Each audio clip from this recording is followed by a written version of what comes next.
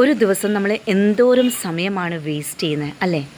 അപ്പോൾ ഒരാഴ്ച നമ്മൾ എത്ര സമയം വേസ്റ്റ് ചെയ്യുന്നു? ഒരു വർഷം എത്ര സമയം നമ്മൾ വേസ്റ്റ് ചെയ്യുന്നുണ്ട്?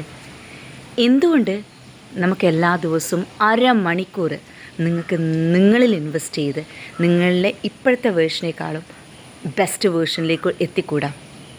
ആ അരമണിക്കൂറിൽ കൺസിസ്റ്റൻ്റായി 10 മിനിറ്റെങ്കിലും മെഡിറ്റേറ്റ് ചെയ്യാം. അപ്പം നിങ്ങൾക്ക് നിങ്ങളെക്കുറിച്ച് കൂടുതൽ അറിയാൻ വേണ്ടി പറ്റും. നിങ്ങളുടെ ചിന്തകളെക്കുറിച്ച് ചിന്തിക്കാൻ ആ ടൈം യൂസ് ചെയ്യാം.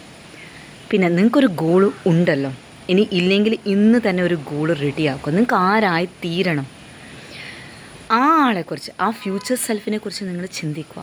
ആ ആളിലേക്ക് എത്താൻ വേണ്ടി ഞാൻ എന്ത് ആക്ഷൻസ് എടുക്കണം, അതിനോടുള്ള ബേണിംഗ് ഡിസയർ. ഇനി ഗ്രാറ്റിറ്റ്യൂഡുമായിട്ട് കണക്ട് ചെയ്യുക. നിങ്ങൾക്ക് ആരോടൊക്കെയാണ് നന്ദിയുള്ളത്, അത് ഹൃദയത്തിൽ നിന്നുകൊണ്ട് ഫീൽ ചെയ്യുക ആ ഗ്രാറ്റിറ്റ്യൂഡ്. അപ്പം നമ്മുടെ എനർജി ഹൈ ആവുകയാണ്.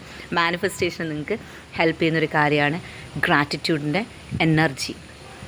ഇനി ഇന്ന് കംപ്ലീറ്റ് ചെയ്യാനുള്ള വർക്ക് എന്തൊക്കെയാണ്, അത് നിങ്ങൾ നോട്ട് ഡൗൺ ചെയ്യുക, കംപ്ലീറ്റ് ചെയ്യുക.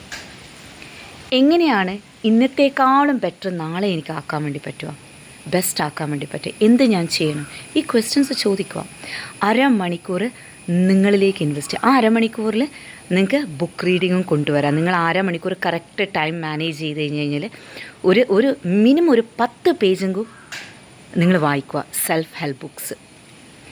അതിൽ ഒരു ഇമ്പോർട്ടൻ്റ് ആയിട്ടുള്ള കാര്യമാണ് power of sub conscious mind. നിങ്ങളുടെ സബ് കോൺഷ്യസ് മൈൻഡിൻ്റെ പവർ അറിയാം. സബ് കോൺഷ്യസ് മൈൻഡിനെ റീവയർ ചെയ്യുക, പ്രോഗ്രാം ചെയ്യുക. You will get your best version.